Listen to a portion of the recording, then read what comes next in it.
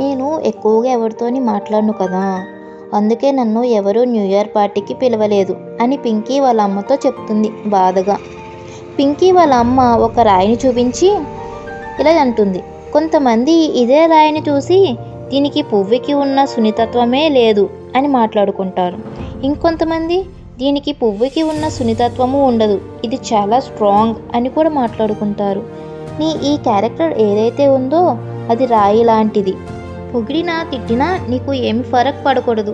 And తను చెప్పింది కూడా నిజమే కదా, నువ్వు ఎవరితో పెద్దగా మాట్లాడవు, కలవవు, వెళ్ళి ఏం చేస్తావు? వాళ్ళు నిజంగా పిలిచినా నువ్వు వెళ్ళేదానివి కాదు. అట్లీస్ట్ నువ్వు ఇలాంటి దానివి అని నీకు ఒక క్యారెక్టర్ అయినా ఉంది. బీ గ్రేట్ఫుల్, బీ థ్యాంక్ఫుల్, దాని యాక్చువల్ క్యారెక్టర్ అని అందరికీ తెలుస్తుంది అని చెప్పండి. చిన్ని కథ నచ్చిందా? నచ్చితే లైక్ అండ్ సబ్స్క్రైబ్ చేసుకోండి మిత్రమా.